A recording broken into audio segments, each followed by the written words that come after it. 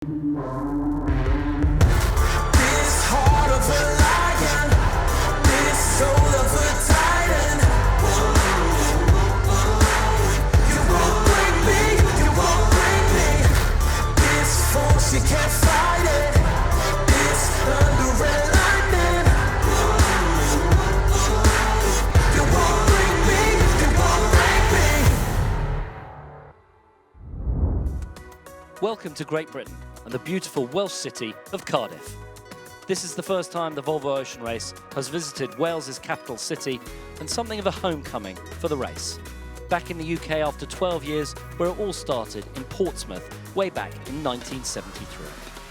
The race is set for an epic finish. 3 boats within 3 points. Brunel in a meteoric charge, Dongfeng holding on to the slimmest of leads, and Matt Frey, early pace setters, now battling multiple opponents on every front. After a dramatic end of the double points transatlantic leg, it's all to play for. Let's take a look back at how we got here.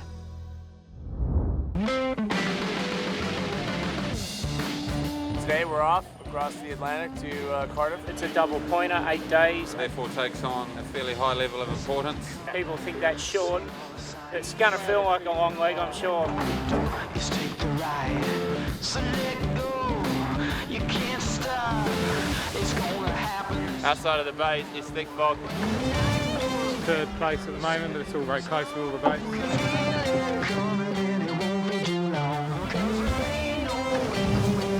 Frenzy. It's going to be a long 24 hours till we get past the TSS's here. Almost 24 hours, a very interesting start. There's a split this morning. Yeah, she's all on. Fingers crossed, we'll all come together and then it'll be a race restart. So we need to step it up and get in A grade again.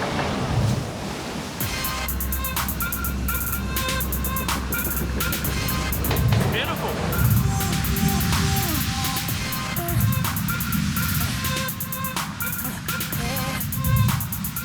Yeah, it's funny, like, I think when you think of these conditions, you're always like, this is the sort of stuff you want to do, and then actually when you're in them, they're really not fun. Oh mate, it's a picnic up on deck. You know, there's fast and then there's really quick.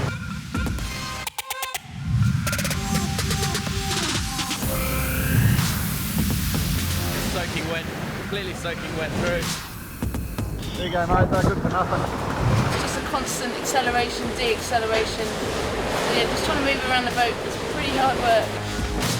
Relentless, really. Broken Abu Dhabi's old speed run. It's not always nice to have a record, but now records are there to be broken. He's got a 24-hour record. Be there to hold. But that's a pretty nice effort. Martina can call her father Captain Slow now. I would have bet the house you couldn't do 600 in one of these boats. You find it disappointing? No, that's all right. It's all about the level. Change is so welcome right now. It's even warm and a bit sunny. You would never think that on the approach to the UK, but here we are. It's quite radical from some pretty good conditions to basically nothing now. 214 miles behind. And we're coming into Dongfeng. We don't see them on AIS? So by the end of the next skid, I reckon we'll be 350 miles beyond.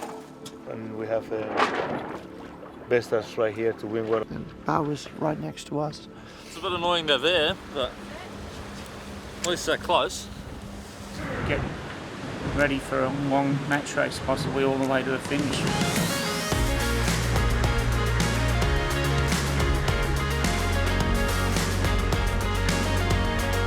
The finish line in Cardiff will be quite tricky for all the boats, especially for the boats in front that they are quite close to each other.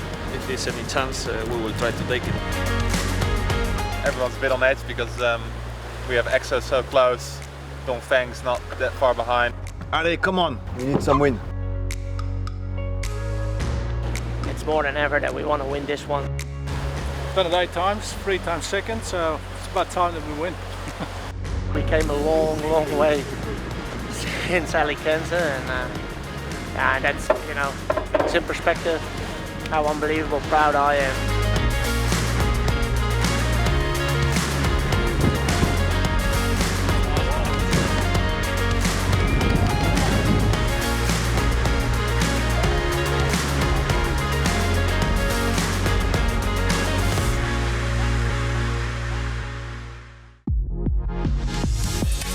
The news you really need to know is in the overall race standings, Team Brunel are in third with 57 points, just 2 points behind Mapfre, the early race leaders, on 59.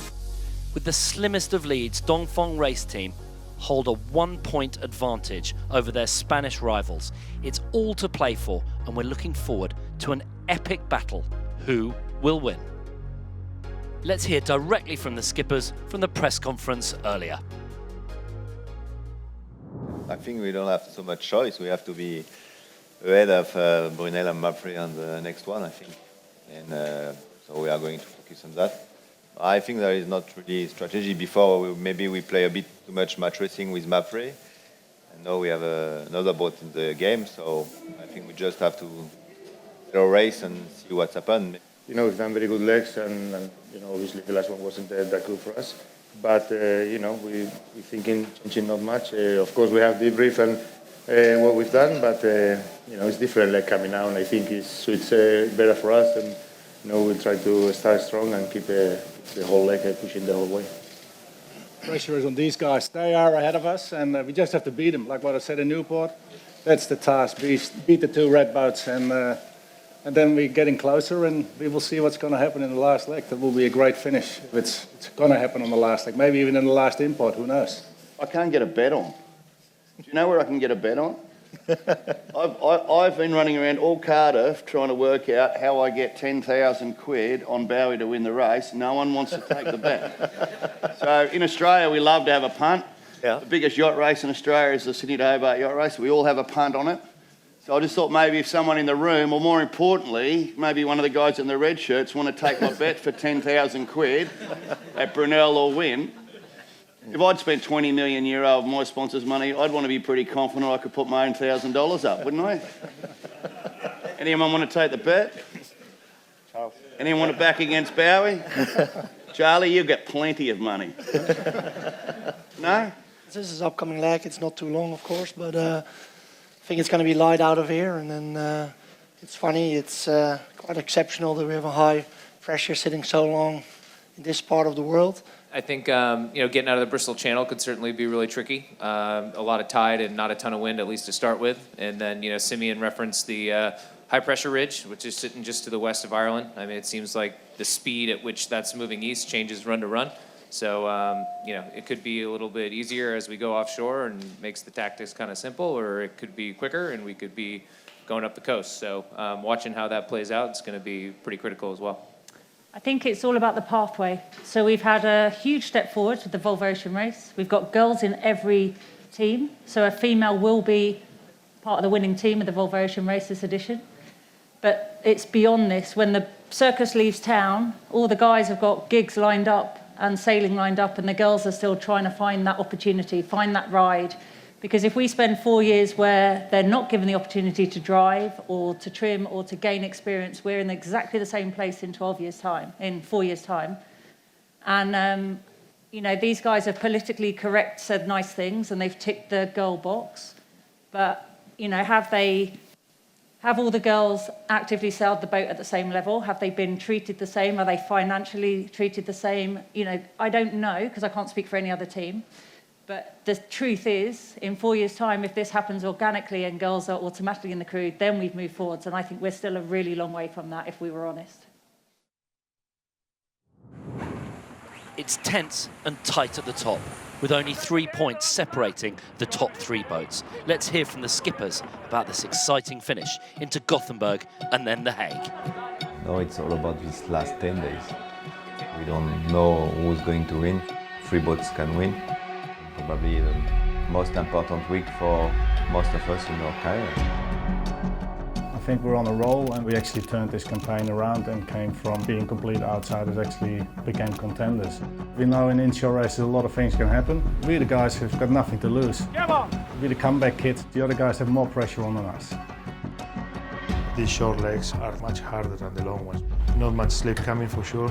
Right now the next leg is probably the most important one. And whoever wins is going to start looking strong.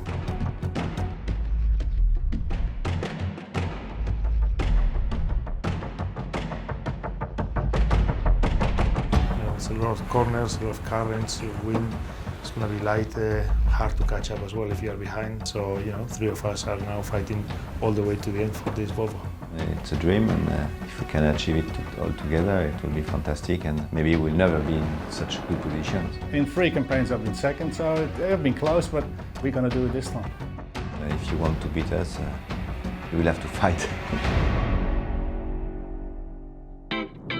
Well, the race village has been packed for nearly 2 weeks since the dramatic arrival of the boats. The world record-breaking run of over 600 miles from Akzo Nobel, the close finish and the tightening up of the leaderboard, and a royal message about sustainability from Charles, Prince of Wales, all contributed to making the arrivals headline news. Today, particularly busy, an enthusiastic crowd cheering away. Great to have you all here. The atmosphere tenser than we've ever seen. The crowds more animated. It's sunny, and Wales has put on a sparkling show.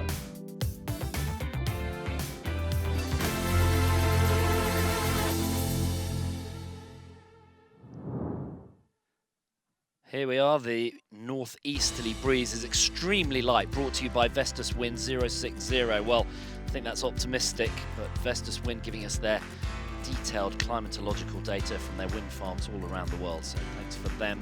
As the start, we go to Mark 1, and we are not doing the import section of this departure because of no breeze. Around the Fastnet Rock to the west of Ireland, then it'll be a difficult transition on a high pressure around the north where there'll be plenty of breeze, and then a little light air into Gothenburg will keep the tension high.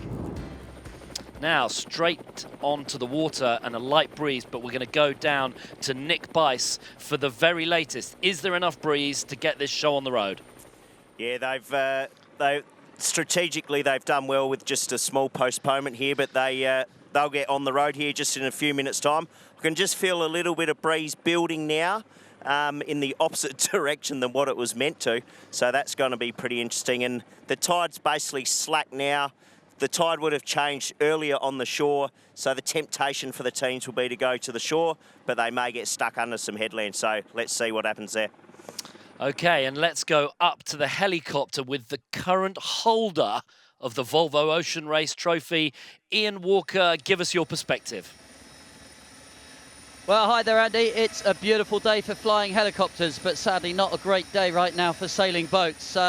The tide looks like it's starting to turn inshore. I think Bicey's quite right that we're probably going to be a bit of an advantage to the inshore in the first section of the race. But as that tide builds to the west, the boats will be wanting to get offshore into deeper water and stronger current. It's going to resemble a little bit like a game of poo sticks for a while, but as that tide builds, it should create a little bit of apparent wind for them. So it looks like they're lining up right now. Okay, great. We're going to go to Ian Walker regularly off this departure for his fascinating insight from the current trophy holder. And I've got next to me Olympian and previous helmswoman on Team SCA. Also, you sailed on Team Brunel. Sally, sometimes no wind actually adds to the tension more. Sure does, adds to the drama. You see the boats lining up super early here. Normally they line up with inside a minute, and they've been there for 2.5 minutes, before the start, and they're really going to be looking to not be over this start line. That's going to be their danger. If they're over, it's going to be a long way to come back. Looks like they're very early with 56 seconds to go. At the windward end, Sun Hun Kai Scallywag, they got a man up the rig. And why do they do that? They do that because they have fully battened mainsails, so they need to kick the battens through if they're going to jibe or tack before the start. There's just not enough pressure out there to actually get the sail full on the correct side. And there does look like there's a bit of tide underneath them, taking them over the line.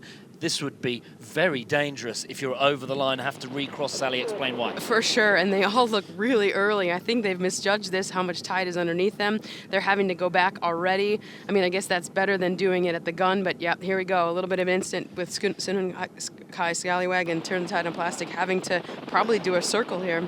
Yeah, Sun Hun Kai Scallywag pushing out Turn the Tide on Plastic, and there may be a decision on the umpires. 7 seconds to go.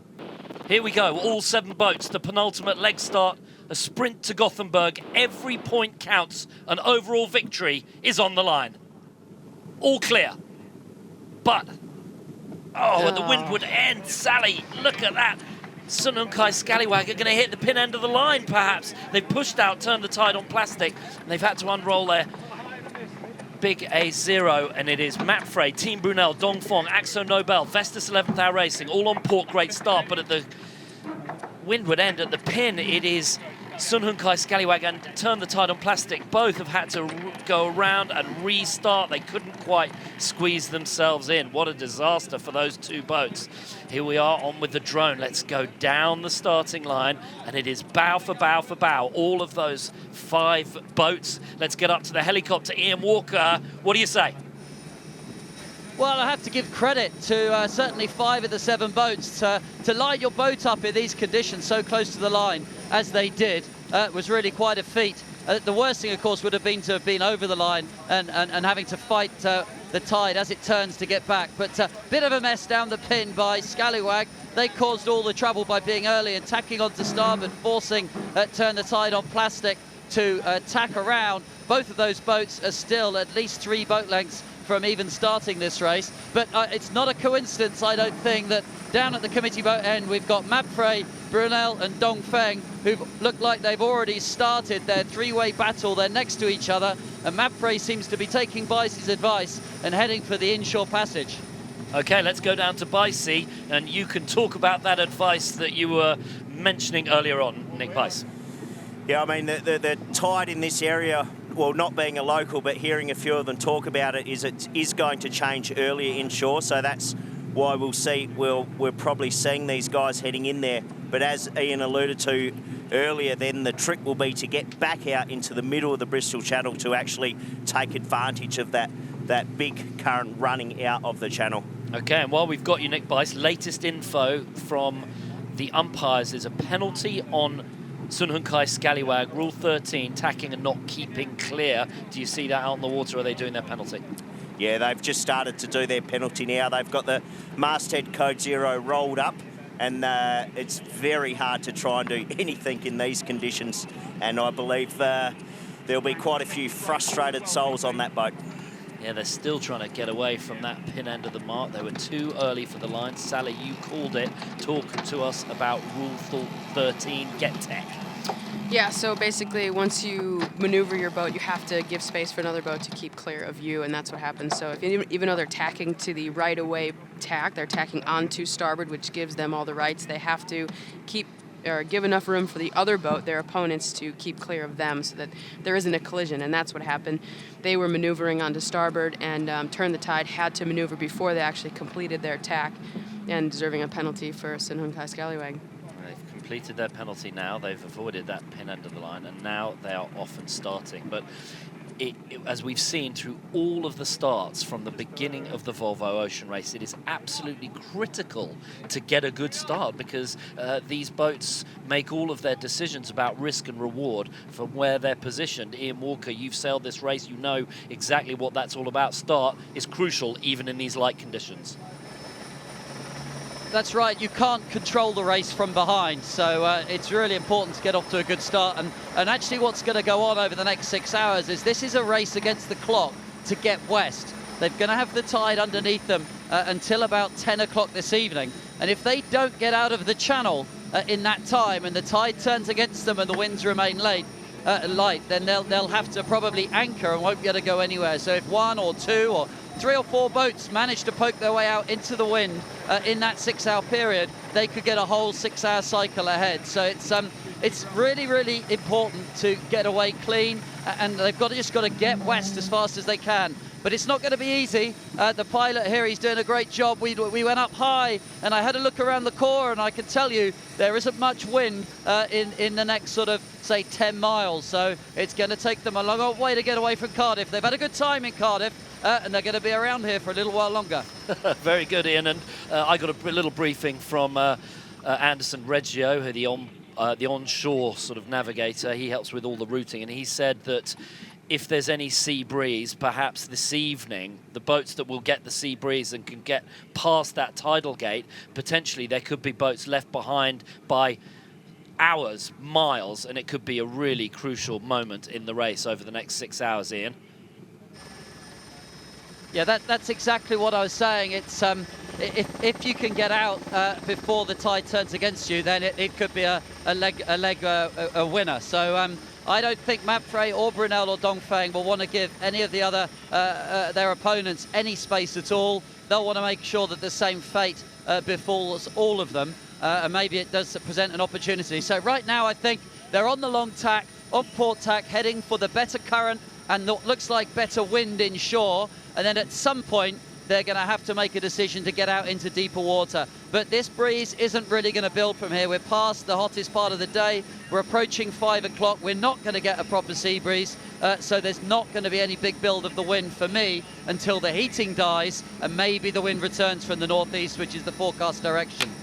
Okay, great to hear Ian Walker's insight, and thank you for that position in the helicopter. Well, Sally, we saw that incident at the start. Sun Hung Kai Scallywag and turned the tide on plastic. Talk us through the replay on Virtual Eye. So here you can see Sun Hung Kai Scallywag basically getting quite close to the line on port tack, and then they decide to, shift their course, trying to go on to starboard, not quite actually tacking to starboard yet, and turn the tide is below them there. And once Sun Hung Kai actually here, pretty soon they go all the way to starboard. They're too close. They're too close to turn the tide, making them maneuver, not giving them a way out, basically, because turn the tide would rather, steer to the right where the starting line is.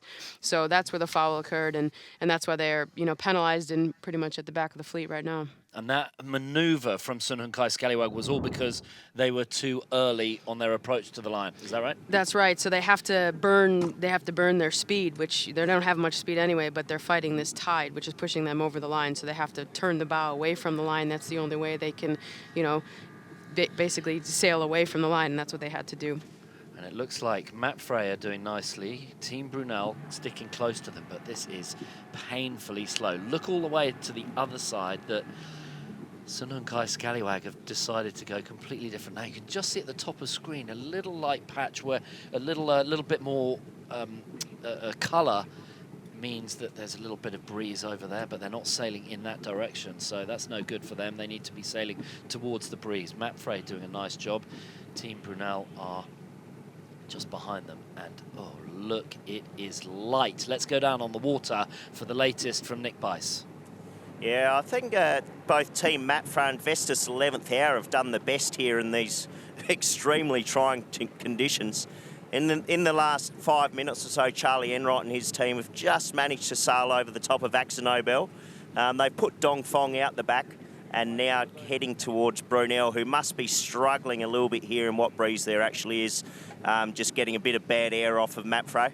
But yeah, this is it's good if you're water skiing, but not water skiing behind a Volvo Ocean 65. Right, it looks flatter than a Dutch mountain range out there. It is absolutely nothing, and there's no breeze. The breeze is sort of sucking, it's not blowing at all. And there's Charlie Enright. He's nervous, and he really wants to be up at the front. He's talking to his crew about exactly the best trim. And we've got great pictures from the drone of Team Brunel as they ghost along.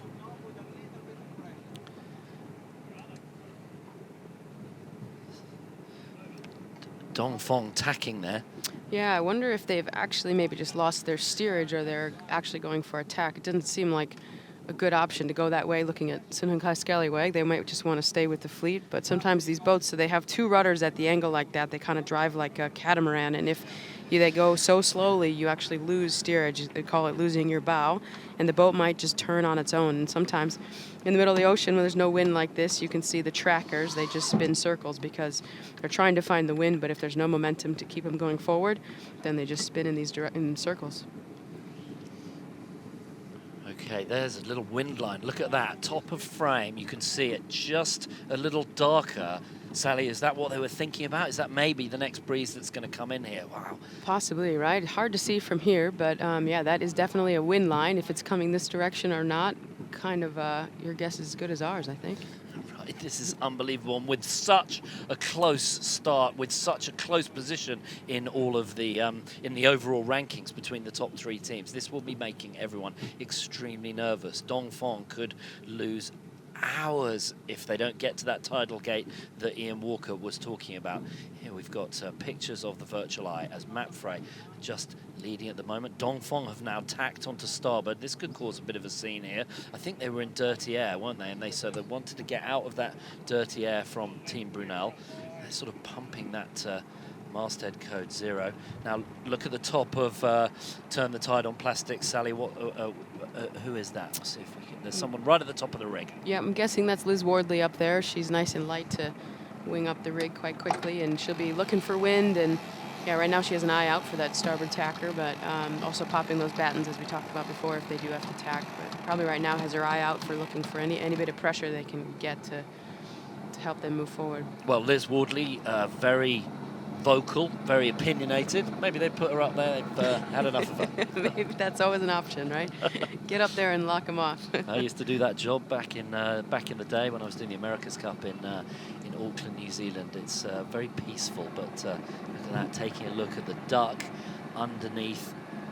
No, Francesca.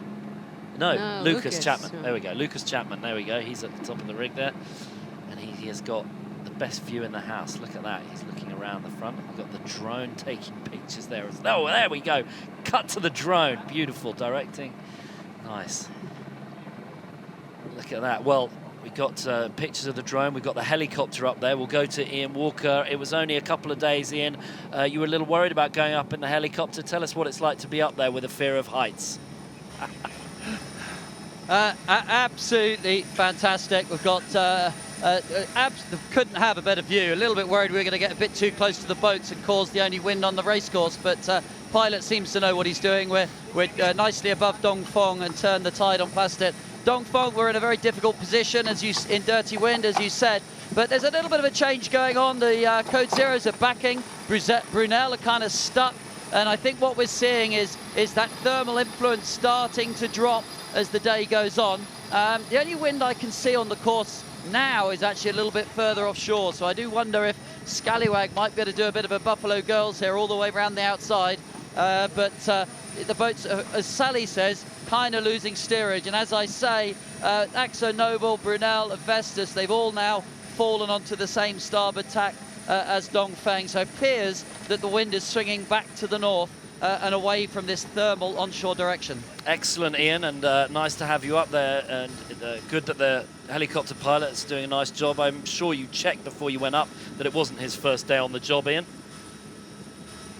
No, I checked. He gave me a little lesson while we were waiting for the postponement, checked all the dials. I pointed out a couple of error messages, but he persuaded me it's all fine. Yeah, just check the fuel error message. That's the most important one, I reckon. Okay, here we are looking at all the boats now. As Ian said, they've tacked on to starboard. We've got Mapfre to windward. They're in the best seat right now. Vestas 11th Hour Racing. Team Brunel just getting squeezed a bit between the two of them.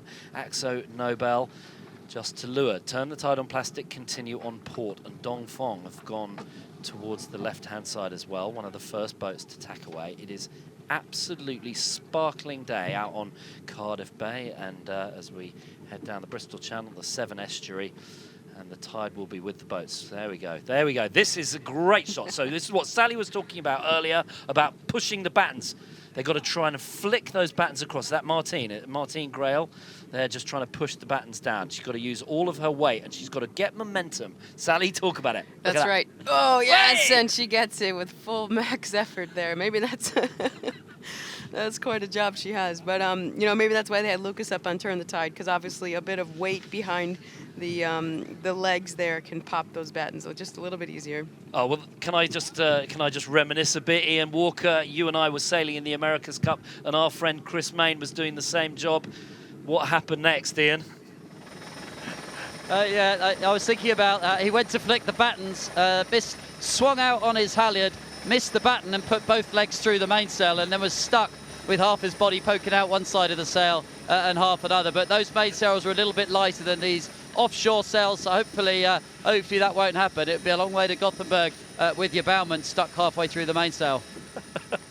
Very good. Okay, Team Brunel on starboard. They've got their Piet Mondrian code 0 up there with their Dutch artist in reference to him, just to windward of them. Mapfre. Look at it, it's so light. Wow. Okay, well, thanks to all of you watching on Facebook, on Twitter, on YouTube, all of our channels.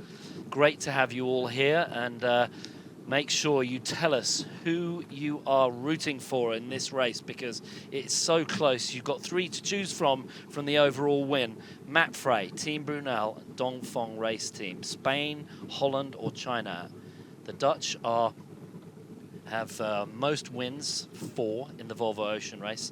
The Spanish have raced in this 10 times and never won it. Is it their chance? Dongfeng Race Team on their 2nd campaign, as are Brunel and Matt Frey. All 3 of the top teams are on their 2nd consecutive Volvo Ocean Race campaigns. Now, just Matt Frey's sails drawing there. Just talk to us about the shape of the sails, what's going on front and back here, Sally.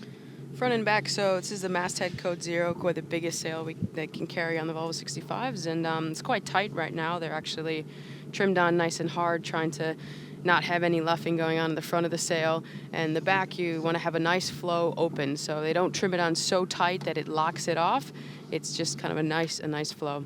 And we'll just look at the difference in some of those. Just got a moment of Akzo Nobel. Tell us about the different trim right here. So there's you can see the draft stripe basically between the Matt Frey sail and the Akzo Nobel sail. The white line. The white line, yep, right in across the branding right there. And it looked like on the Matt Frey sail it was more draft forward, so a little bit more power in the front of the sail.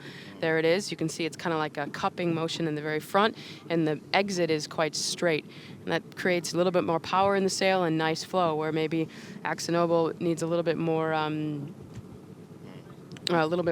draft forward. And how do you get more draft in the front of the sail there? It's like changing the shape of your wing in your aeroplane.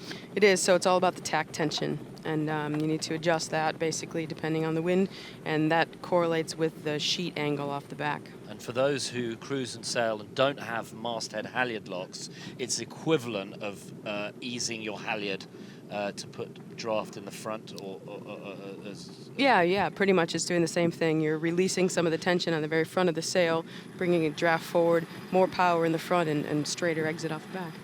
Okay, well, thanks to everyone. We've got lots of fans at the Facebook Yacht Club and various other wonderful supporters online. Give us your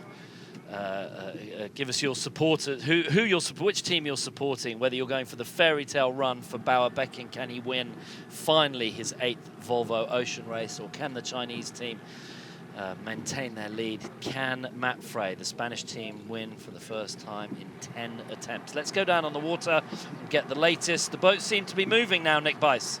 Yeah, nice little breeze here now. I mean, it's not super strong at all, but all the boats are moving.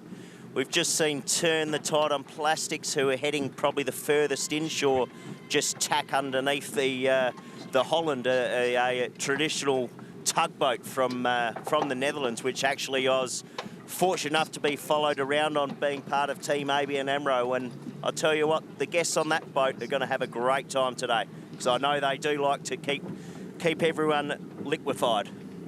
Okay, we've got pictures of Pete Burling on Team Brunel, and we've got pictures of Blair Tuke on Matt Frey. Those two going for a big and auspicious sort of side bet, I guess, in this Volvo Ocean Race. Bicey.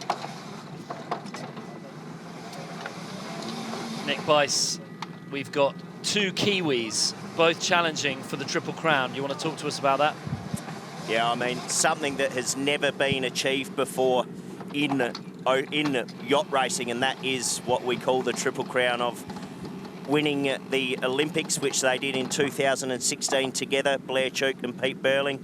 They won the America's Cup with Team New Zealand and now vying for first place in the Volvo Ocean Race. Or is Charles Cordelier going to come and spoil the party? Okay, well, talking of Charles Cordelier, we have a piece here just giving us Charles's perspective on their strategy and how they're planning to keep their 1-point lead to take overall victory.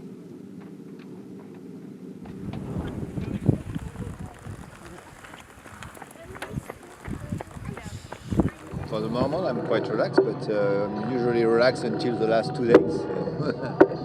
But I think we are in a good position. I mean, the situation is clear. We have to be ahead of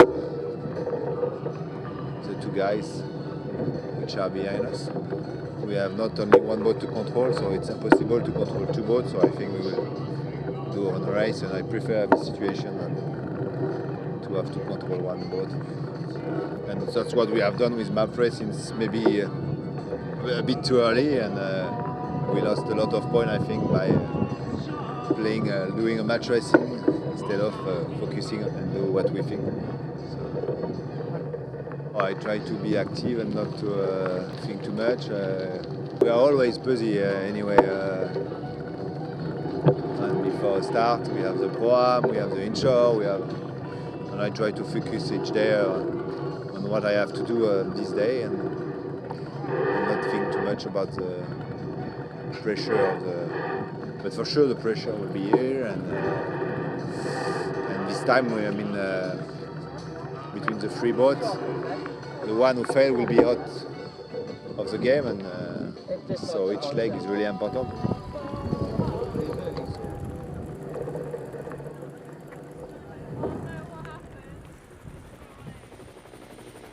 At 1 point lead, there's Sophie Cizek.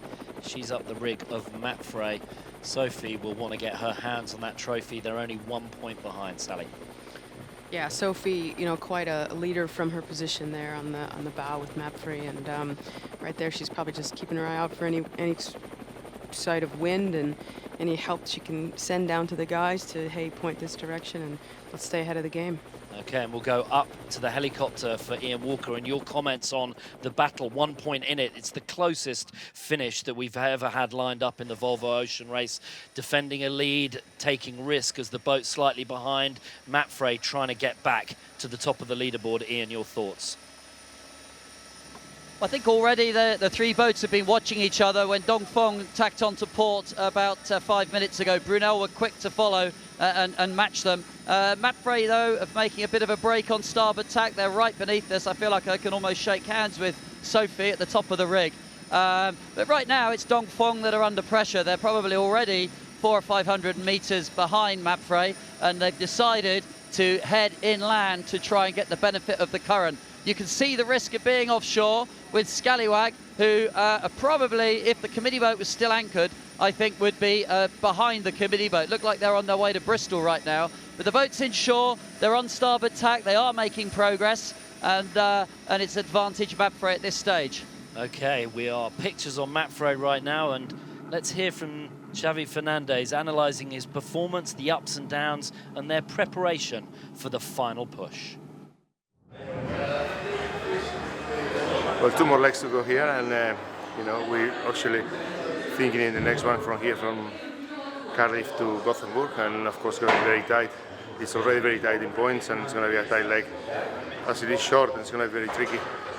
Of course, we've been analysing all the legs past, especially the last one, where it didn't go very well for us, but I think we know where things didn't go well, but you know, boats going well, crew's good and highly motivated and fit, so we're changing pretty much nothing. And of course, the only thing we can do is do a good preparation here in Cardiff of the leg and try to start well.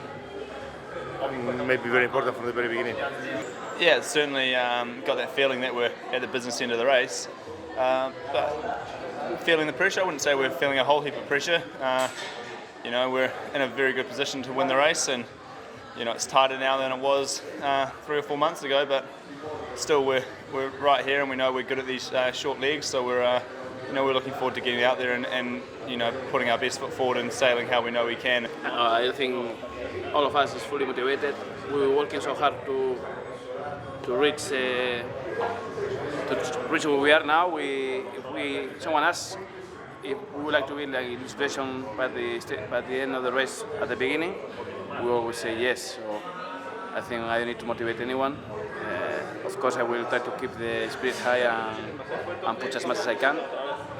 But everyone is focused, and is what we've been looking forward for almost 2 years of work. So we have to try to do our best and see what happens.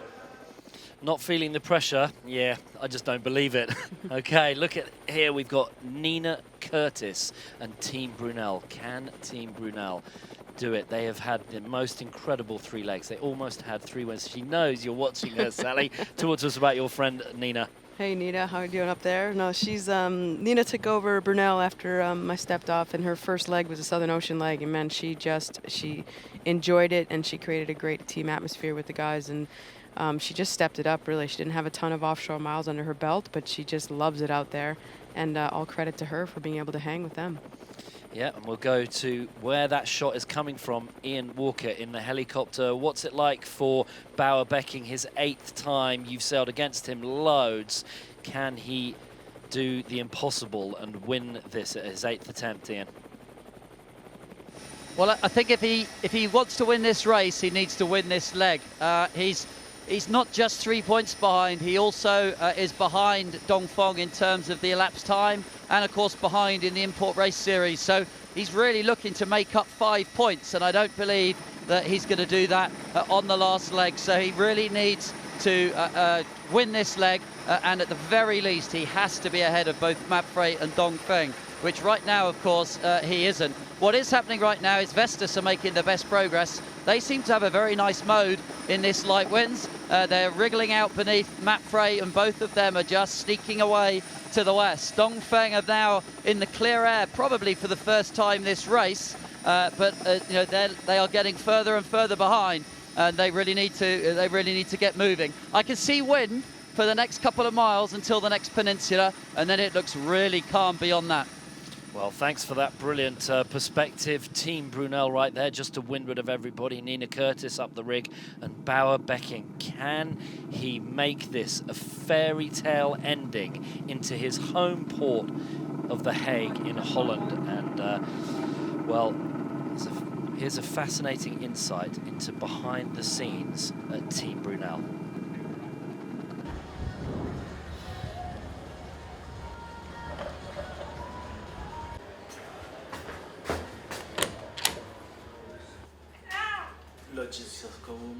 So what do you think's going on in Bauer's head right now? What do you think it's like for him?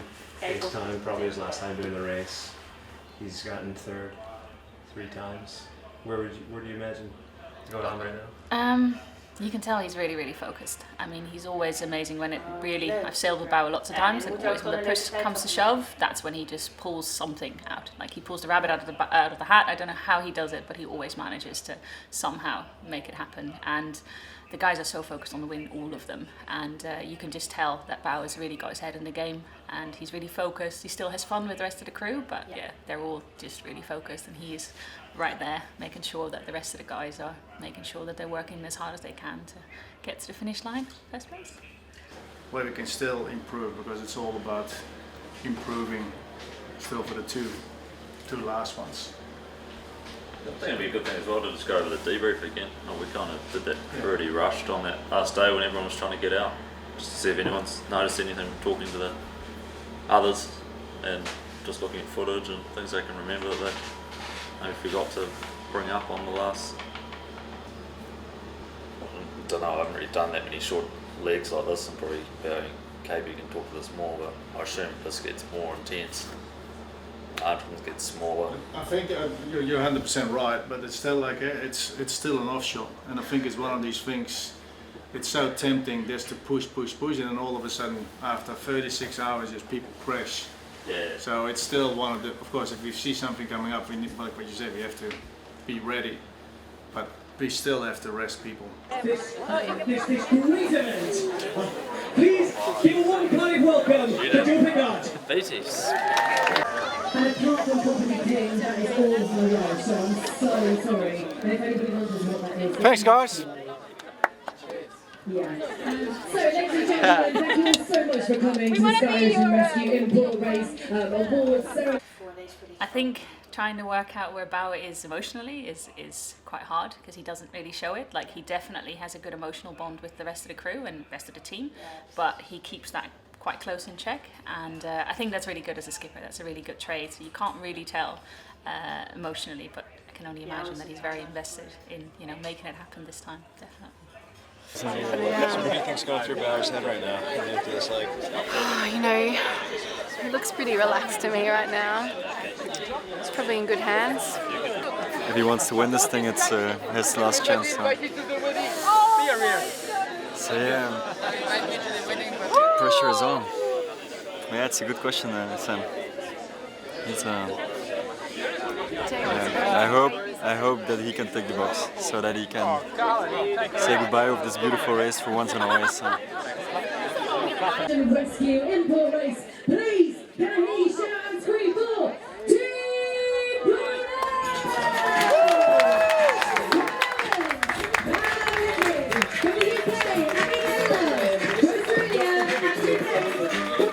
Team Brunel have had a fantastic last few legs. They've had first, second and first in the last 3 legs, two of them double points. Atlantic legs in the Southern Ocean and then the transatlantic. They were pretty unlucky to lose out into Newport, where there was an extremely light finish around Castle Hill and then into Fort Adams. Pictures here of Akzo Nobel ghosting along with their A0, and Akzo Nobel had, by their own admission, a bit of a shaky start, Sally, but they've come back, and obviously that 24-hour record was massive on the transatlantic leg. Massive, and massive for this race. And as you said, it's really neat to see this team really come through, because we were all there in Alicante when things were a bit shaky and they had to kind of rebuild on the spot. And you know, from some good leadership and a great sponsor, they were able to push through and really, you know, gel as a team and break one of the biggest records you can in the race. Yeah, and Akzo Nobel Paint Company have painted all of the boats in the Volvo Ocean Race fleet. They've made a massive contribution, and the man who runs the boatyard and all things technical for the Volvo Ocean Race is down on the water. Nick Bice, give us the latest on Team Akzo Nobel and their feelings when you see the team around the boatyard, their resurgence. Oh, those guys were certainly pumped, and girls were certainly pumped after that transatlantic. And to actually have a couple of old sparring partners on board, being Luke Malloy and Simeon Tiampont, who we were together when we got the World 24-Hour record in 2005, was fantastic to see. And then to chat to someone like Chris Nicholson, who's been in this race a long time, and just to feel the passion and what he spoke about and the fun that they had. I mean, nothing to be taken away from that team. They did a fantastic job. It's great to see them back on track, and let's see if they can pull it all together for the last couple of legs. And up in the helicopter, Ian Walker, just talk to us a bit about what it's like for somebody like Simeon to transfer from being a crew member, as he was on ABN AMRO, to a skipper and a leader of these boats. What are the challenges involved, Ian? Well, I think in the Volvo race, there's a overriding responsibility that you don't feel in any other racing, like the America's Cup, for instance. You know, you're not only responsible for the performance, you've got the pressure of expectation of the supporters and the sponsors, but of course you've got safety on your mind at all times. So it is really mentally taxing. For myself, I felt it took sort of 3 to 6 months to get over the race physically and mentally, and you don't realise how tired you are, because all these guys, they'll be running on adrenaline at this stage. So it's a different world. I've kind of always come at it from the skipper angle, so I've not had to do that transfer myself, but it's certainly a tough job and one that you can easily underestimate. Okay, thank you, Ian. And from the sparkling waters of Cardiff Bay and the Severn Estuary, let's listen in from Simeon himself on the tight finish and their mission to get on the podium for the finish of the last 2 legs. For us as a campaign, it hasn't been easy. The last leg has closed everything up. It put us in a little bit of a position where we don't have full control anymore. So we just have to be fast, and hopefully those 2 red boats and the yellow boat, they're too concentrated on each other, and we might be the 4th one that can still do some action. The opportunities left here from Cardiff on are to win both legs. I think there are more teams that would like to do that. I think the next 2 legs for us is going to be about just good results in the leg. Don't focus too much about the overall, because we can't. It's out of our hands now. It's up to the front 3 teams how they do. So we just gotta go out and win both legs we can, and if we're lucky enough, someone will choke in front of us, and that gives us an option of the podium overall. but if you win the legs, you're going to have fun anyways, and I think that's what it's all about in the end of the race. This fleet is so unbelievable strong. You know, the level of Vestas, but also now Turn the Tide has been sailing really well.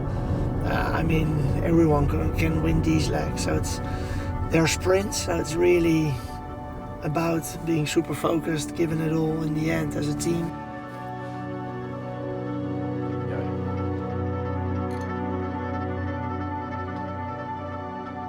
Obviously there's not as much stress on our team because the podium's a bit further off. Those top 3 teams are maybe a little more stressed, under a bit more pressure. So I see that as a positive for our team, for sure. Impress. Since Melbourne, we've been doing great. Only one leg with no podium position.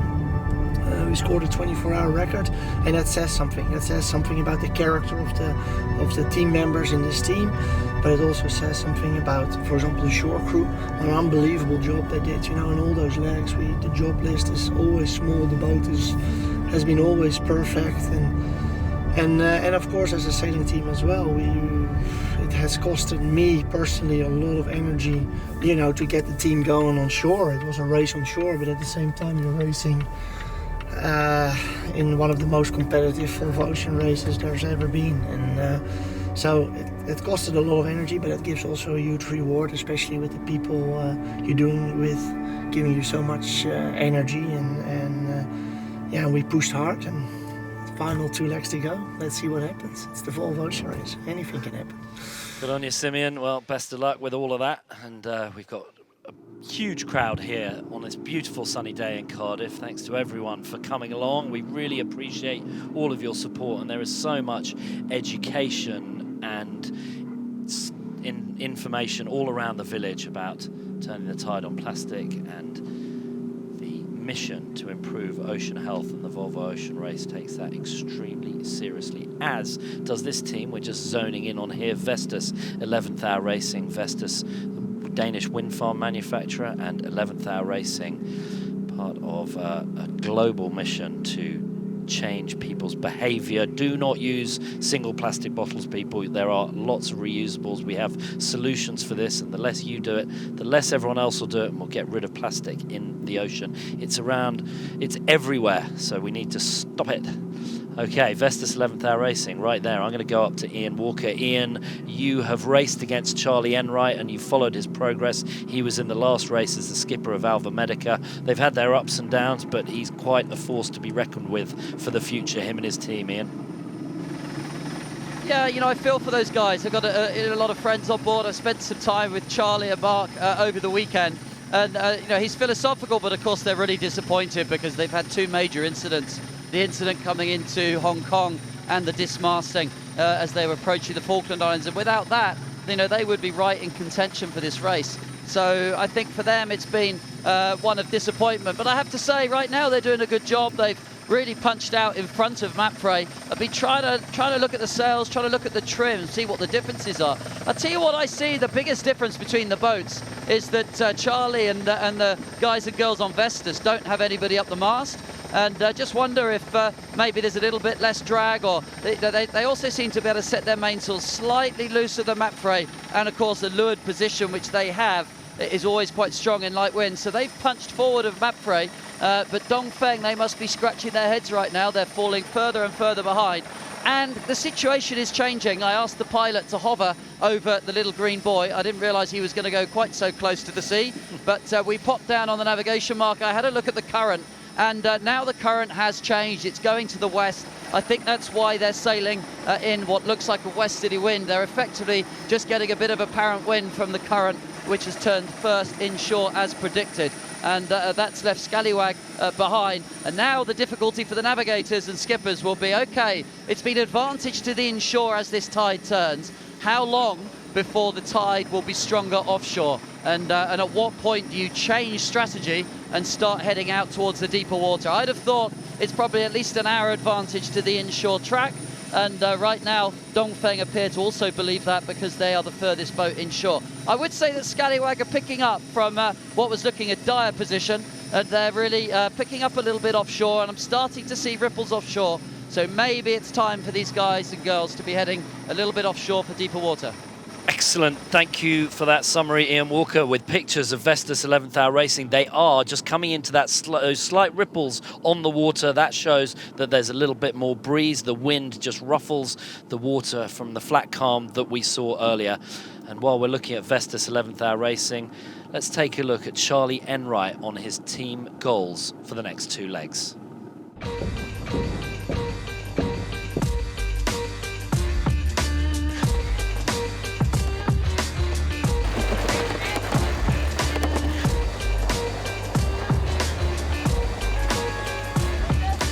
I think the goals for the team remain the same. You know, we try to take it leg by leg. We got 2 legs left, and every time we leave the dock, you know, it's our expectation to win the leg, and that certainly hasn't changed. Yeah, the team is still, you know, very motivated. You know, with these 2 final legs, you know, it's an amazing opportunity for us. You know, given everything that's happened. Although the coulda, shoulda, wouldas don't mean anything, it would mean a lot for us to be able to finish this race saying that, you know, without a couple big incidents, we would have been right there. So that's what we're fighting for.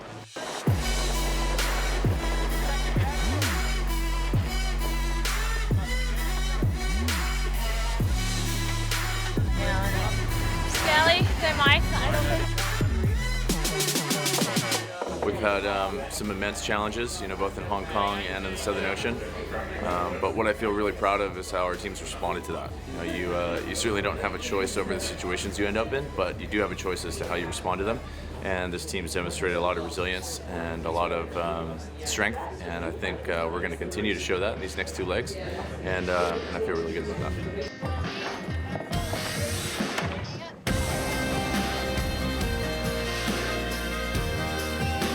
Everybody here is racing not only for the trophy, but for something that's much longer lasting, a real legacy and a methodology that every team, every sports team can use to improve its performance and to be a better friend to the environment while pursuing sport. Nice words from Wendy Schmidt, the boss of 11th Hour Racing, and here we've got pictures of Sun Hun Kai Scallywag. Plenty of chat going on there on board. Talking about the pressure.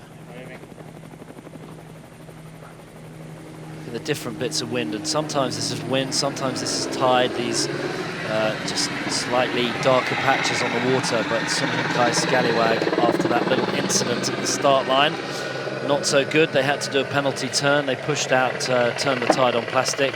But David Witt is one of the real characters of this race. We saw him earlier in the press conference. I guess you could call it baiting some of the other skippers pretty hard. And here he is, helming his boat right now. And he's got a bunch of young lads on board. And Annemieke Bess also sailing with them. Libby Greenhalgh as their navigator, and they're really a sort of privateer team based out of Hong Kong. And their boy Ben Piggott, also called Nipper and 4020. I'll let David Witt explain.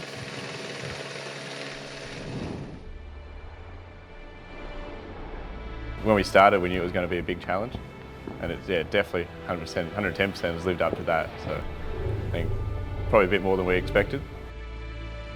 No, it's definitely lived up to the expectations of an extreme race around the world. But I think mentally, just to be able to push yourself for 18 days at 100%, that obviously takes a bit of a toll on you. So yeah, so it's definitely, it's a physically tough game, and it's a mentally tough thing to do as well. We're a pretty novice team, I suppose, compared to the rest of the guys. The level of racing and the level of the people involved in this campaign it's massive. So I think the Scallywags have done well to hold our own against it. There's been some massive highs and obviously there's been some massive lows with our team. But I think if you dwell on the lows, it's not the best thing to do. But yeah, winning into Hong Kong was unreal. It was we won a leg of the Volvo race. It was amazing. But for me, I think coming into Auckland in second was pretty good as well, because it sort of proved to us that we're able to keep the intensity up and we're able to push hard as well, and that put us into third position overall when we're in Auckland. So that's pretty special to be that high up in the leaderboard. The last leg was a good example of how we sort of fell off the pressure system and fell to the back of the pack. We were almost 300 miles behind at one stage just because we were out of the pressure. That's just part of racing, really. If you're coming last in a 100-metre sprint, you don't just stop and walk off the field. You you keep on going, right? It's part of the race, it's part of what we do. So even if you're not as far up the leaderboard as you'd like to be, you still got to keep the intensity up. It's been a massive journey and a great experience, and something it's always been a dream to do, and to be able to almost say we finished it's pretty amazing. Great words there from Ben Piggott and his Sun Hun Kai Scallywag brothers and sisters on board the boat, as we watch all the boats ghosting away from Cardiff. They still haven't gone very far, have they, Sally? That's right where we are. And we can see the boats as they try to get away. And it's super, super light. Here we go with down to Di Cafari, turn the tide on plastic. Lucas Chapman, he's up the rig. And while we're all the way up here, let's go to Ian Walker. Ian, talk to us about Di Cafari. You know her well. She is a legend, particularly in British offshore sailing. She's been around the world 6 times, the right way, the wrong way, as it were, against the wind, with the wind, on her own, with a crew, and now she's finally skippering her own boat in the Volvo Ocean Race, and a real champion for the mission of getting women all equal in sailing. Ian, talk to us. Yeah, I was fortunate enough to sail with Dee and her team in the Round the Island race just in the months leading up to the start of this edition of the race. And you could see the energy on board, and I think Dee's done a really good job of harnessing that. I think she's probably been more competitive than many people might have thought with such a young team. And actually they've been a bit unlucky. They've had themselves in good positions, and several occasions it's been snatched away from them in the last few miles to the finish. So I think the results don't really tell the story. I think they've sailed far better than the results show, and they've certainly got something to build on. So nothing to be ashamed of, and I really hope that they put in a good performance on this leg. Just talking about this leg, we have had a bit of action since we were away. The wind has shifted to the left, and that's meant that all the leading boats have tacked onto port tack. That will send them inshore. We're right next to Turn the Tide on Plastic, and I can see the wind heading in their code 0. So for sure they'll be thinking about whether they should be tacking too. All of this is not going to help Dongfeng, because of course they are out on the right hand side, and if the wind shifts to the left, it's an advantage to the boats on the left. So it's probably going to double the distance that they are behind. So more pressure on Charles Cadrelli and his team on Dongfeng right now. Oh, painful for them. Well, we can see Turn the Tide on Plastic. We're in the drone right now, as it were. Di Cafari helming that boat beautifully and keeping ahead of the current overall leaders, Dongfeng. Down on the water, we've got Nick Bison. Nick, you see Dee and all her crew. You saw them come as youngsters 9 months ago. And talk to us about how that team has matured over the past few months. What this team has learnt over the last few months, or this edition of the Volvo Ocean Races, must be absolutely something that you couldn't even buy. And they approached every single thing as professionally as anyone could, and just to even have involved in the boatyard, getting to know the boat, and they're led by a fantastic team. And there's people on board this boat that would be more knowledgeable about a Volvo Ocean 65 than many of the others, I can guarantee you that. Yeah, hungry and young and keen to learn, and they've really done an amazing job, Sally. And not only that, but they've got 5 men, 5 women, so they've got a fully mixed crew. And I have to echo Ian Walker's sentiments that there have been 2 or 3 occasions where they've been incredibly unlucky into New Zealand. Yeah, I mean, they've been leading a few of these legs, and they just didn't get it. They just, couldn't push through to the end in some unlucky situations, and the results haven't turned their way. So it'd be really, really great for them to have a few good results in these last 2 legs. Yeah, and at the beginning, as Ian did say, there were a lot of people thinking they were going to be right off the pace, and that is far from the truth. They have done a brilliant job of staying right in there, just had a few unlucky moments right at the end of some of these legs. There's Jen Edney, the onboard reporter, as we just circle around Turn the Tide on Plastic and Di Cafari. The message that they're bringing, Turn the Tide on Plastic, has resonated unbelievably with the general public, and it has really touched the mood. They are sponsored by the UN Clean Seas Programme, as well as numerous others, with the Mirpuri Foundation based in Portugal, and they really have done an incredible job of getting this message out, and it really is now an international and extremely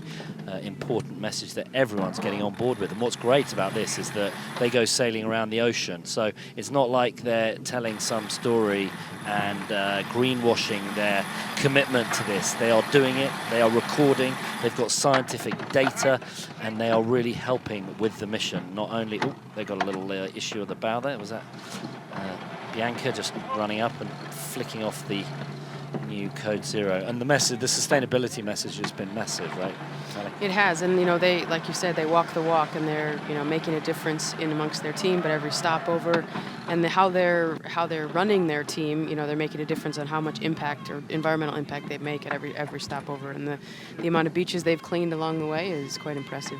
Yeah, so they're doing super job. Well done to Dee and her team of 5 men and 5 women on Turn the Tide on Plastic. Great stuff. Okay, well, the boats are heading out.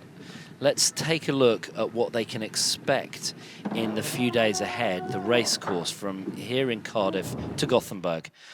And we start here getting out of the Severn Estuary, Bristol Channel, and they will head west. And this is where the routing is actually the dotted line. So it's actually calling for them to go to the Devon and Cornwall coast, and then they'll go tight around the southern edge of Ireland, and then they'll go upwind. And this is where the crucial bit, you see this breeze that the boat's going into right now, that is a high pressure ridge, a transition zone. We could see all sorts of things. Is it pass early or late? Then they're into this big breeze. They go around the north of Scotland.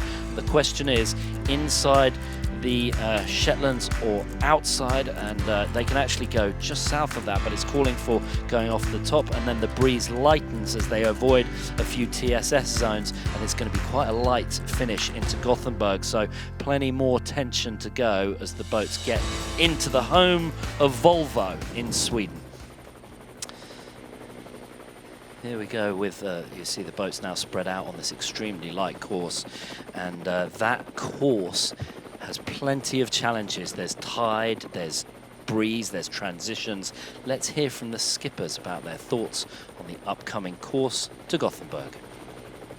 The next leg is a complex one. Next leg is going to be from Cardiff to Gothenburg. It's going to be very intense. It's a really short distance, but it's still a number of days.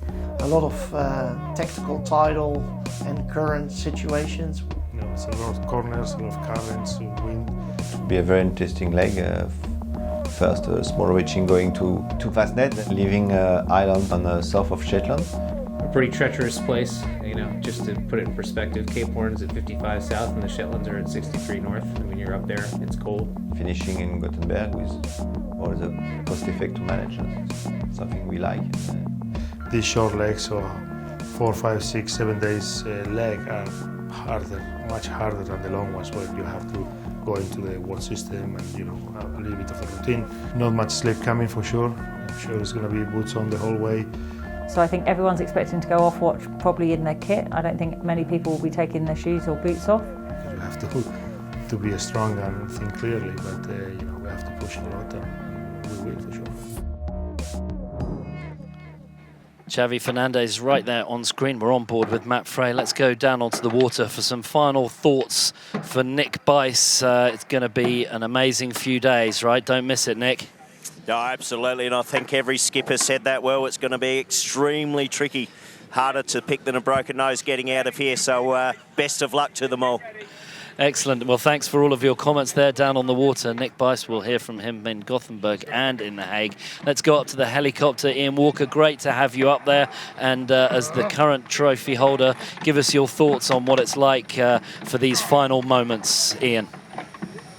Well, I've just learned 2 things in the last 10 minutes, Andy. The first thing is I've learned just quite how beautiful this coastline is as we've skirted along the cliffs. The other thing I've learned is there's a little tidal overfalls right underneath us. And what we're seeing now is the leaders are getting into a building tide. There's little ripples on the water, and it's going to make them extend even further away from Dongfeng. So Dongfeng under pressure. And my final thought before I check out is they will have done an awful lot of pre-planning about their route, and I don't think many of them thought that they were going to be anchoring tonight. I think that they thought there was going to be enough wind to get out the channel. Right now, I bet there's a few navigators and skippers who are doing a few calculations and maybe going to have to delay the entire route by a few hours or so. So lots to think about. Wonderful day here in South Wales, and I've had a wonderful time, so thanks a lot. Great. Brilliant. Good on you, Ian. And Sally, we're here with pictures of Team Brunel. You sailed with this team, and we've got Dong Fong, who are struggling at the back in the super light conditions.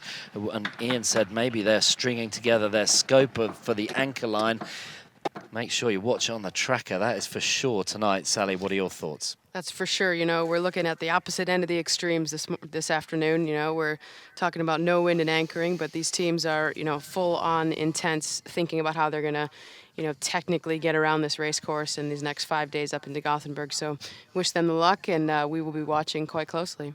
Yeah, brilliant. What a beautiful scenery here. Make sure you all follow in for the next few days. It's going to be wonderful. My name's Andy Green. I'd like to thank Nick Bice and Walker up in the helicopter, my co-commentator here, Sally Barkow. And that's it from here in Cardiff, Wales.